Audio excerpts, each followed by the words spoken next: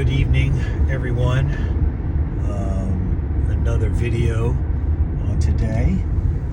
We are going to talk about today tariffs and tithing, or tariffs and tithes. That sounds better as a title. Tariffs and tithes. It's a contentious subject to some people. We know that the tariffs, especially these days, are contentious because, for the most part, people really don't understand tariffs.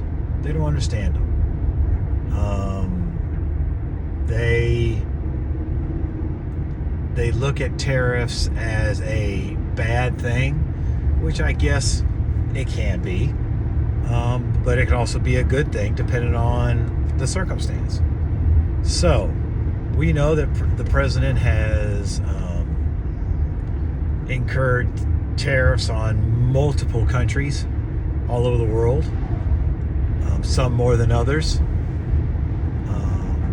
He's using tariff as a tool to either negotiate. Well, it's a negotiating tool is what it is. For the most part, it's a negotiating tool. And I think that the tariffs as a whole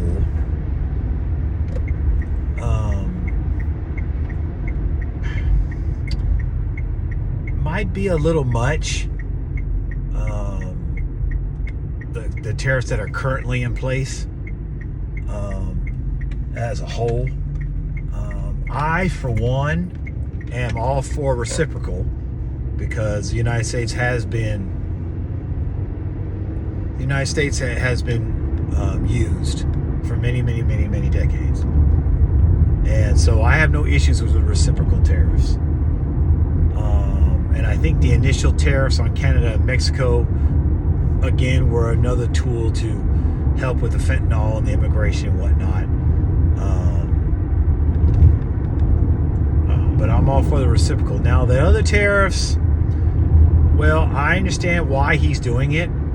I may not necessarily agree with it, but I understand why he's doing it.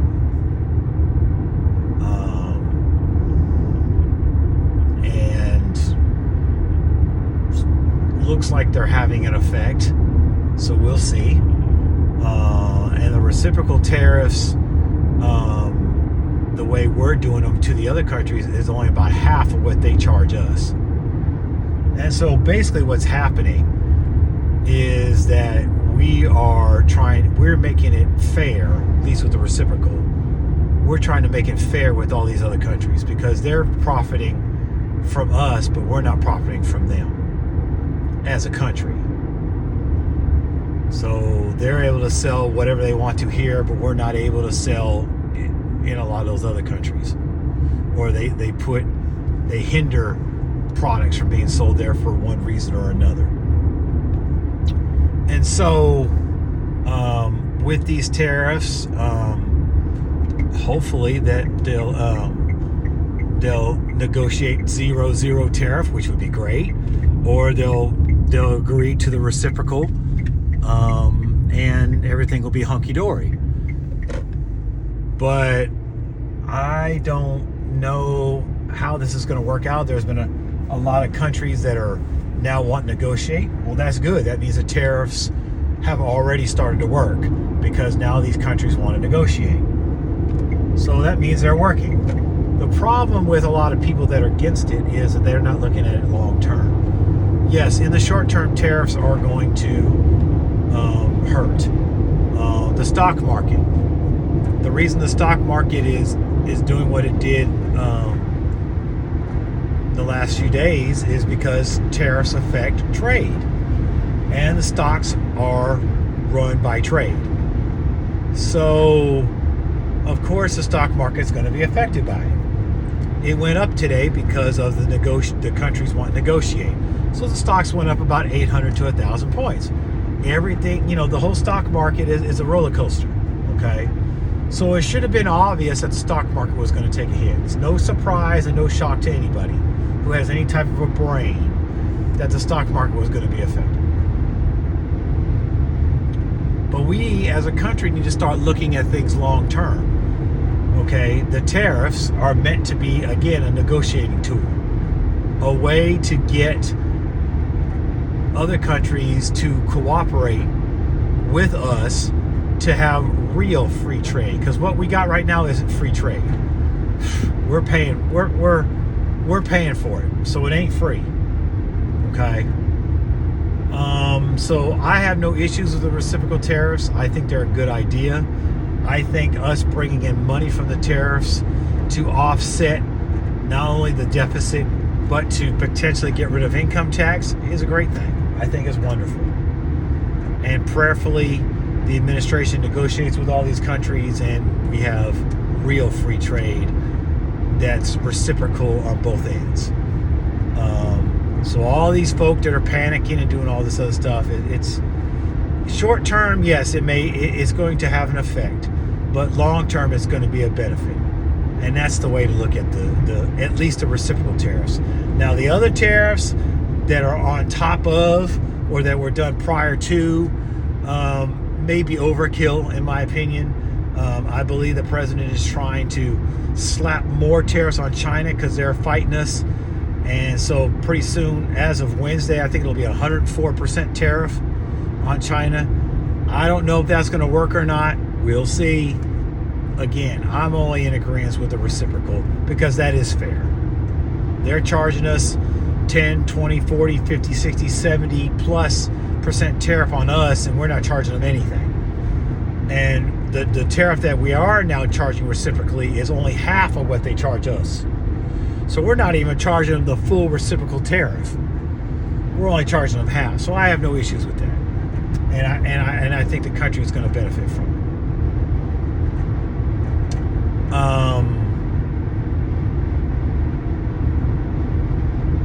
I think that as far as tithing is concerned, now that has been a hot topic since Bishop Marvin Sapp video popped out from last year. This was a video that was done last year, I believe, at the PAW convention, I believe. But it was a convention. And he basically had said that, he wanted to raise $40,000. He was given the task of trying to defray the costs of the convention, because we know most conventions run over. And so they try to raise extra or more of a offering to defray the costs above and beyond the dues that we pay and any other regular offering that goes on, not counting the speaker's offering. So this particular video showed Bishop Marvin Sapp wanting to raise $40,000, and I believe if he wanted everybody to give $100, I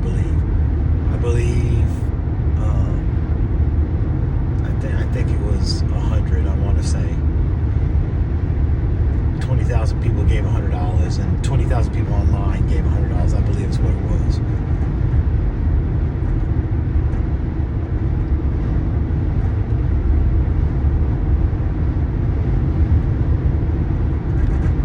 Or 20,000 people giving $20. I can't remember what it was. But whatever it was, he was asking, I think it was 1,000 people giving $20 in the building, and 1,000 people online giving $20. I think that's what it was. And that's not uncommon. It's not, a surprise or anything like that. What got people going, and right now I'm talking about offering, and I'll get into the tithes, and it'll relate here in a minute. Because tithes have always been a hot topic, but what really got tithing and offering going was this video. And so basically, before he was going to raise the offering, he told the ushers to close the doors. which he says was something that is done because of security issues. That's bogus. They do that so people don't leave. Let's just be perfectly honest. Closing the doors is not, in 99% of the cases, is not a security issue. Because any large reformation or denomination has security in place when offering goes forth. At least in mine they do, and we have entirely too much security in the Reformation I belong to. So closing the doors would not be a security issue. Closing the doors, even at a local level, is done so people don't leave. So they encourage people not to leave. And of course, the rumor was that the ushers were pushing folk back. I don't know if that's true or not. They didn't show it in the video. If that was done, then that was wrong, because people can leave whenever they feel like it. I, for one, am not a fan of those type of offerings, and will never do them myself. Nor am I a fan of giving people amounts. That's popular in the black church, especially.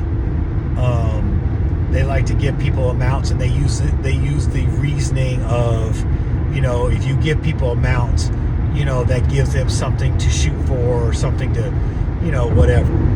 And they always want to use, obedience is better than sacrifice. That's overused, and in a lot of cases it's used to manipulate. It is. Not only is it used to manipulate so that you don't disagree with your leader, but it's also used to manipulate when it comes to offering. But when it comes to offering, the Bible mentions of giving in secret and giving what is in your heart to give, and that's how we should give. Tithing is different, of course, because tithing is 10% of what you earn. Let me re-emphasize. Tithing is 10% of what you earn. If you are drawing disability from like Social Security or veterans benefits or anything like that, you've already paid the tithes on that money. Okay, because you paid into those things. Okay, you've already paid the tithes on that. And in fact, it's illegal to pay tithes off of Social Security disability.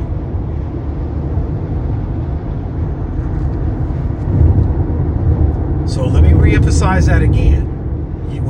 For all of you that pay tithes, and I have no problem paying tithes, and I agree with paying tithes, it's 10% of what you earn, not what you don't earn. If you decide to give above and beyond, that's your choice. And I know some people that do, and that's fine. I'm not of the opinion that tithes is strictly Old Testament and whatnot. Tithes is meant for your local church, not conventions, not jurisdictional events. Tithing is for the local church so that the local church can conduct ministry. That's what tithes are for. Bring your tithes to the storehouse being the local church, not the jurisdiction, not some, event, not some convocation, not some convention. It's for your local church and should only be used for local church needs. Tithing should never be used for other things other than your local church. Period.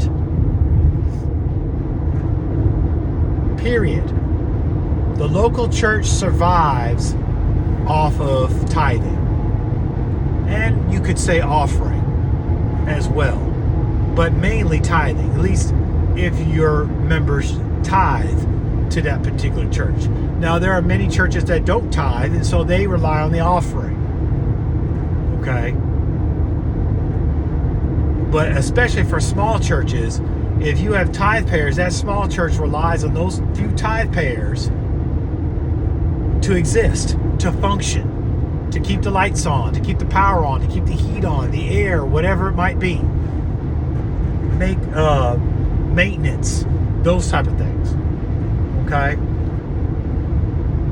Remember, the tithes is required. The offering is the overflow. And when you give offering, you should give however the Lord puts on your heart to give. And that you shouldn't publicly give, meaning that you shouldn't announce what you're giving. I do not agree with that. I am not for that. I do not agree when we do it in our jurisdiction. When somebody announces how much you gave, that is none of your business. And I'm not a fan of it and never will be. Offering should be given in secret. If they give an amount and you're able to give it, then by all means give it.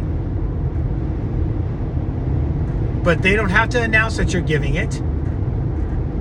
And you shouldn't announce that you're giving it. You should just give.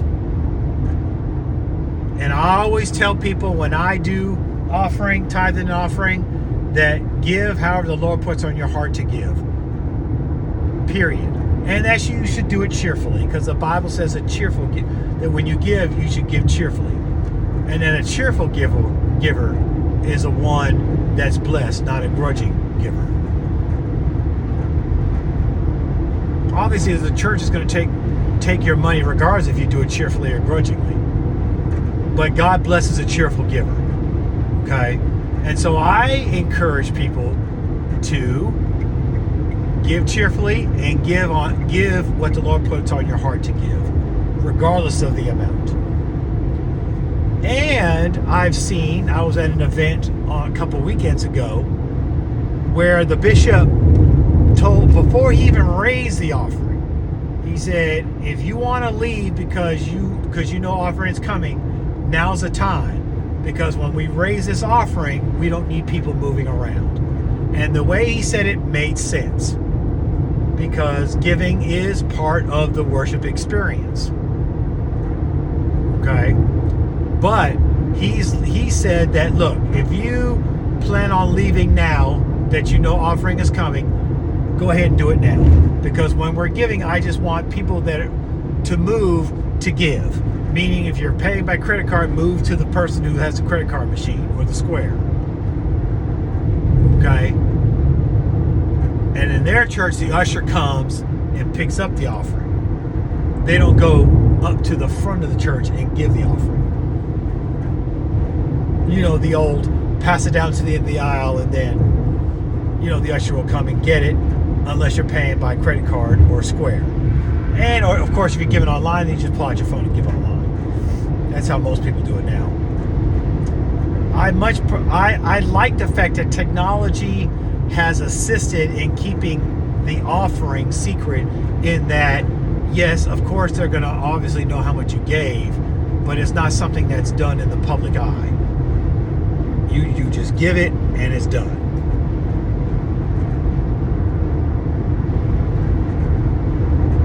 I am a proponent of secret giving, because what you do in secret, God will bless you openly.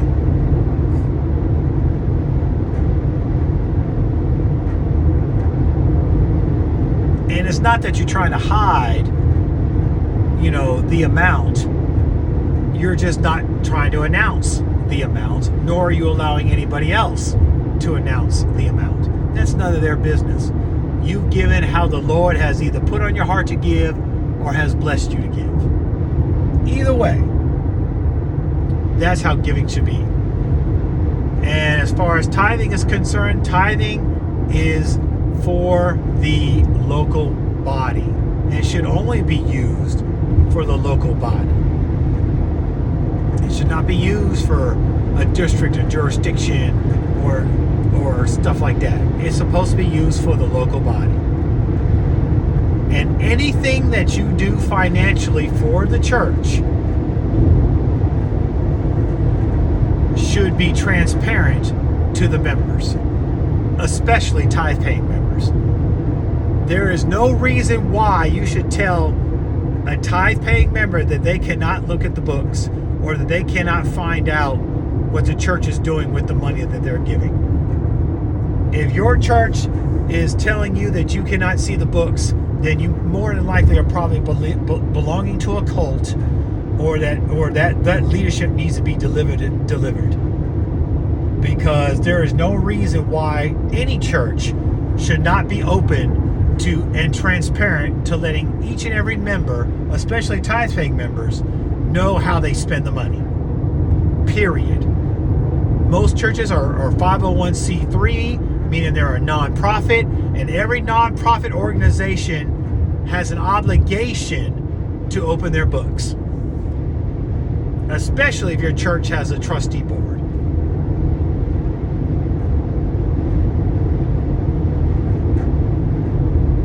How these churches get away with not telling their members what they do with the money is beyond me. Especially if you're a tithe-paying member. But everybody in the church should know exactly where your money is going, whether you pay tithes or not, or whether you give offering or not. Because the churches should be transparent. Money is a very touchy subject with a lot of people, especially for whatever reason, church folk.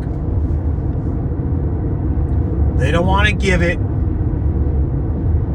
and they have an issue with giving it. So to make people more comfortable about giving, whether it be tithe or offering, you should be transparent with what you're using the money for. There should be no reason why the church has no money, but yet you're paying tithes and offering in the thousands, but yet you don't see where your money is going. That is wrong in all levels. That is wrong, and wrong.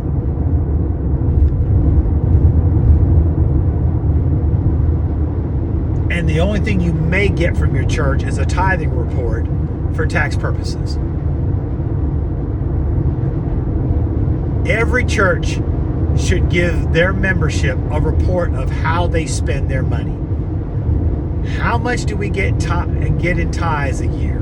How much do we get in offering a year? And how is that money being spent and or saved? And or invested, depending on the leader of the ministry. And if that money is being invested, then the membership, or at least a trustee board, should be involved in that investment, meaning that somebody other than the pastor should be doing the investing. That the membership, potentially through a trustee board or whatever, or the membership as a whole, should have a say-so in what the church invests their money in. Just like the church should have a say-so on what you spend their money on. So if you need a new roof, hey members, we're spending this much money on a roof, or on new chairs, or you know what I mean? The more we inform our membership in our churches, the better off the church is going to be. And I believe the more willing people are going to want to give, because they know that their money is being spent or saved or invested wisely. It's really simple.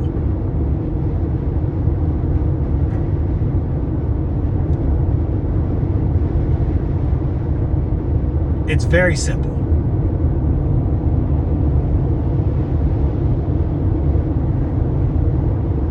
And you have every right to make sure that your money is being used for the right purpose. Hence the reason why ministry should be very transparent with money. Because if somebody tells you it's none of your business, they're wrong. And you might be in a cult. If somebody tells you you can't question where your money goes, you might be in a cult.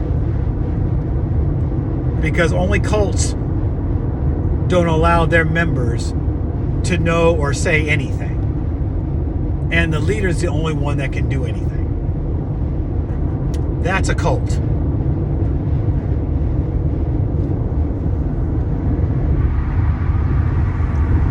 probably not gonna, some people aren't gonna like this, and it really doesn't matter. Again, everything expressed is my opinion and my viewpoint. But that's what I think. And I think because, money is such a quote unquote touchy subject, churches should want to be transparent. They should want their people to be happy to give. And understand their membership. That not everybody has the ability to give the same thing. So don't expect everybody to be able to give the same thing. That's ridiculous. Churches are full of people of all economic statuses. And some people are going to be able to give more than others. Some people's tithes are going to be higher than others. That's just the way it is. And if you're, if you're a true church, of course you can ask for an amount, but don't force people to give that amount. If you can't give it, then give your best. That's another thing I say. Give your best. Give your best. And God will honor it.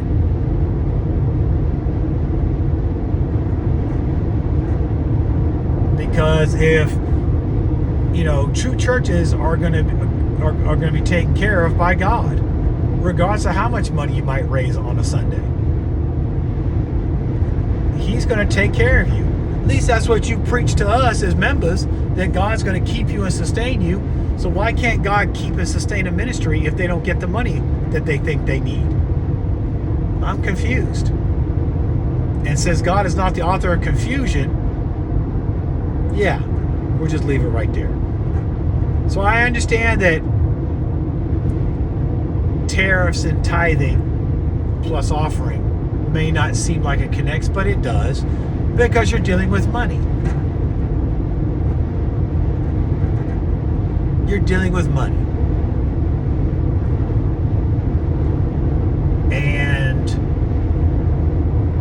on the tariff front, because other countries are taking advantage of us, we're tired of being taken advantage of. And so we want true, fair, and reciprocal trade, period. Regardless of what we're trading, or what commodity, or what product. It's that simple. And with tithing and offering, you should give cheerfully, you should give your best, you should give what God puts on your heart to give, and you should know where your money is going. It's just that simple. Because you have a right to know where your money is going. It's your money that you're giving. And even though you're giving freely, that doesn't absolve others from not letting you know how the money is being spent. It's called accountability. And a real church is going to have accountability. Nor are they going to try to dissuade you or make you feel bad about asking. Because there's no reason for them to try to hide anything if they're a real church.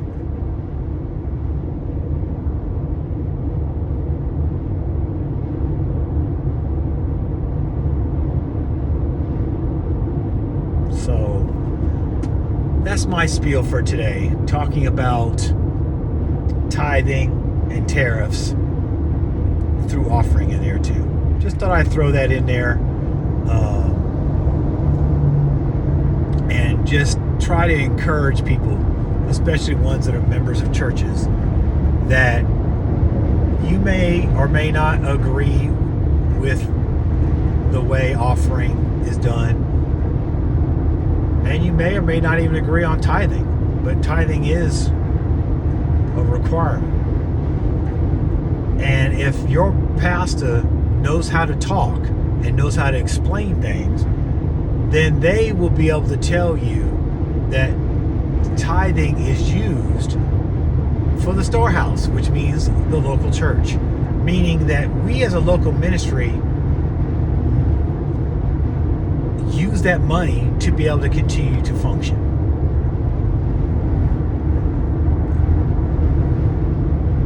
To be able to not only run the ministry, but to be able to run other ministries that may be created in the ministry. if that makes sense. So I think that, I think it's connected because it's about money. It's connected.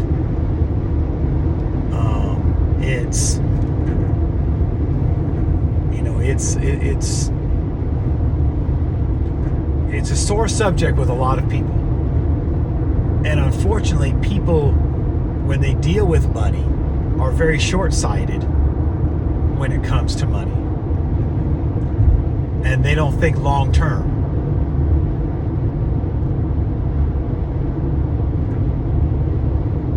And that brings me to another point, and that's stewardship.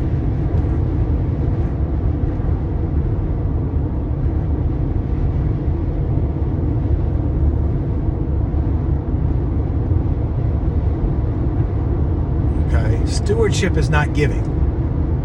Stewardship is how you maintain your money. Meaning that when you get your money, what you do with your money is stewardship.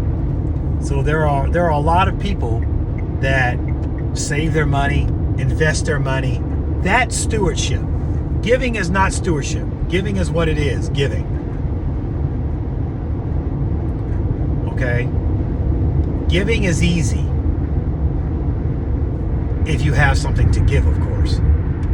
Stewardship takes work. The reason people don't have no money in a lot of cases is because they have no stewardship. Offering is not stewardship. So please stop telling that lie. Tithe and offering is not stewardship. Okay? Stewardship is taking the money that you are blessed to get and making it last or making it grow. That's stewardship. That's stewardship.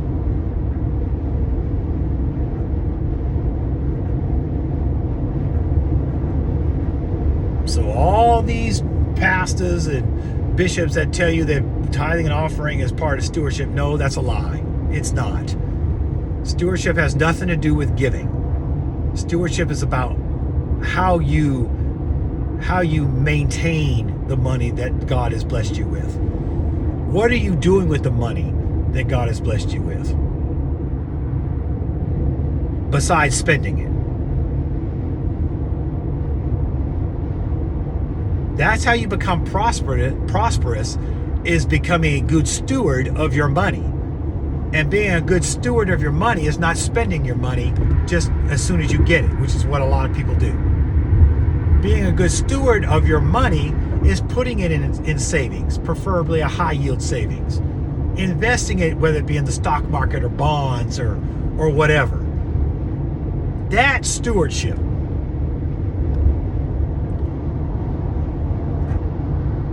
I just thought I'd bring that up too, because part of all this, and even with the tariffs, stewardship is what are you going to do with the money that you get from these tariffs? According to the president, they're going to pay the debt off with it. That is good stewardship. Part of stewardship is paying debt. Okay?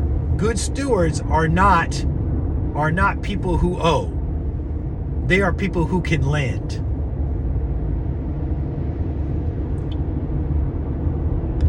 The Bible talks about being the lender and not the borrower. You're not a good steward if you're a borrower instead of a lender.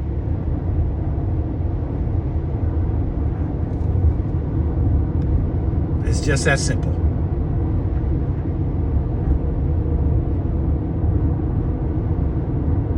Giving your money, your last bit of money or your bill money to the church because they asked for it is unless the Lord tells you to do it, is foolish. I don't care who the person is that's telling you to give it. Unless the Lord is telling you to give it, and He doesn't need to use anybody to tell you to give it. Unless the Lord tells you to give it, you're foolish to give it. being good stewards of money is also being able to pay your bills, do all the things that you need to do, buy groceries, all these things, and still have something left over to save or for the next time.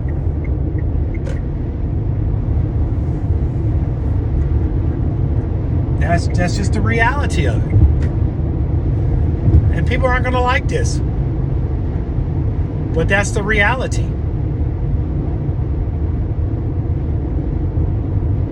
We are not teaching our church members to be good stewards of money. We're not teaching our church members how to invest money.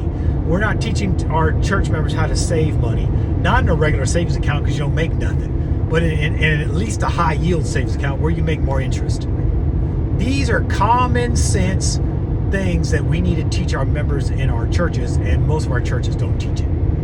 And that's why a lot of these church members are broke, in debt, credit card bills. The saints are supposed to be lenders, not borrowers. So if you're a borrower, you need to ask, not only ask the Lord to help you, but ask the Lord to forgive you for your bad stewardship. And if you use a credit card, you pay it right off. You don't get a credit card with a grossly high limit where it takes you forever to pay it off. If you use a credit card, you use it and then immediately pay that sucker off. That's good stewardship because you're not in debt.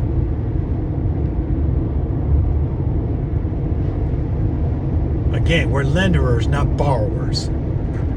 It's not in God's plan for you to be broke because of bad stewardship. It's not in God's plan for you to be in debt because you used up a credit card up to $10,000, $20,000 to fill up the limit, and it takes you forever to pay it off because you don't make enough. That's not his plan for you. The poor are going to be with you always. So I can't say, it truly, I don't believe it's God's plan for you to be poor either. But the poor are going to be with you always, and a lot of times, in some cases, poor are poor because they choose to be that way. Not everybody who's homeless and poor are homeless and poor because of circumstance. They're homeless and poor because they want to be. Okay? So I just wanted to say that little spiel on today, give you a little something to think about. If you got any comments, please leave them down below. As always, be respectful, because of course if you're not, it'll just be deleted. But definitely tell your friend about my podcast and the topics that are on there. Subscribe, like, hit that notification bell. Always thankful for the ones who have already subscribed and leave comments and leave their likes. Thank you, and I'm very appreciative for you doing it. Again, you don't have to agree, but be respectful in your disagreement. This is not a channel where, I'm talking to people who agree with me. No, I'm going to be talking to people who disagree with me and have their own opinion. And in fact, if you explain it in such a way to where you think that what I'm saying is wrong, and you explain it in a way where you can prove that what you're saying is right, then I have no problem in admitting that I was wrong. It's just that simple. But again, do it respectfully, because that's what this channel is about, is about having respectful discourse, respectful conversation. That's all. And what I say, are my experiences, my opinions, my views on things, and my interpretation. It's just that simple. Not everybody's going to agree with it, and that's okay. So I'm going to end it right there. And again, I'm thankful for each and every one that views this particular episode. whether it be, whenever you do it. And I just want to thank you for doing it and taking the time out to do it. So until next time,